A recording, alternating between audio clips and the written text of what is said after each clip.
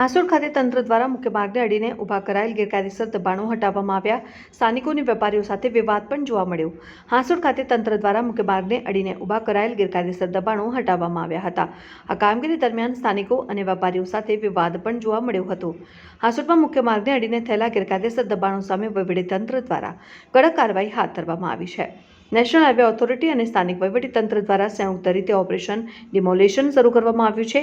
Express હાઈવેની connectivity મળ્યા બાદ આ માર્ગ પર વાહનોનું ભારણ નોંધપાત્ર રીતે વધ્યું છે અને ટ્રાફિકની સમસ્યાને સંભવિત અકસ્માતોને ટાળવા માટે મુખ્ય માર્ગ પર ટ્રાફિકને અડચણરૂપ બનેલા દબાણો દૂર કરવામાં આવ્યા.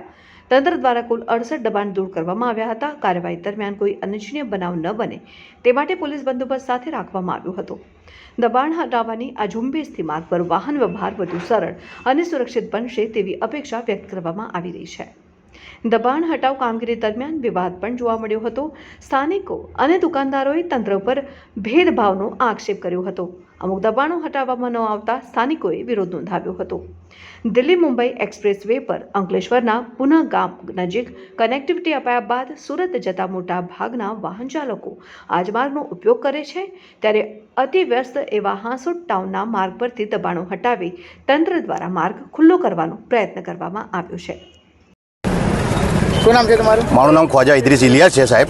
મારી એટલી રજૂઆત છે કે અમે બધા ગલ્લા સ્વૈચ્છિક રીતે જેવી અમને નોટિસ મળી એવી અમે બધા ગલ્લા હટાવી લીધેલા છે. અમારા ગલ્લા 5-5, 6-6 ફૂટના છે તે અમે સ્વૈચ્છિક હટાવી લીધા. આ પાછળ અમારા કન્ટેનર છે 15-15, 20-20 ફૂટના.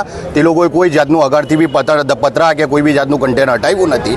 સાહેબ એવું કહે છે કે એ લોકો 12 ફૂટની અંદર છે, બરાબર. તો અમે બી પછી સ્વૈચ્છિક રીતે પાછળ પૂર્ણ કરીને અમે પાછળ હટી જઈએ છીએ. પછી સરકારને એના લોકોથી વાંધો નથી તો પછી અમારાથી બી શું વાંધો હોવું જોઈએ? તમારી શું માંગ છે? અમારી માંગ એક જ છે, એ હટે તો લીગલી હોય તો એ હટી જાય. ઇનલીગલી છે કન્ટેનર તો, બરાબર. સરકારની રોડ પર જમીન છે પીડબ્લ્યુડીની, એ બધાએ હટાવ્યા તો એ બી હટવા જોઈએ. ને જો એ નહીં હટે તો પછી એ સાઈઝના પ્રમાણે અમે મીટરનું માપ લઈ લઈએ ને અમે બી પાછળ ગલ્લા પૂરણ કરીને મૂકી દઈએ છીએ.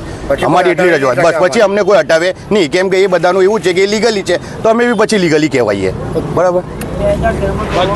બસ એટલે જમુભાઈ શું રજૂઆત છે તમારી? બસ અમારી રજૂઆત એવી છે કે ગરીબોની રોજી તો જતી રહે, પણ જે સારા લોકો છે તે લોકોના માટે અહીંયા વ્યવસ્થા છે અને જે બધાનું જ જો હટતું હોય તો પછી એ બધાનું હટાવવું જોઈએ. શું માંગ છે તમારી? અમારે હટાવવાની જ માંગ છે બધાની. પછી જો તમે કે સરકારને જે 12 મીટરની જે એ લોકો એ કહે છે તો તે પ્રમાણે અમે પણ અમારી રીતના 12 મીટરે અંદર લીગલીમાં આવી જઈશું, બરાબર.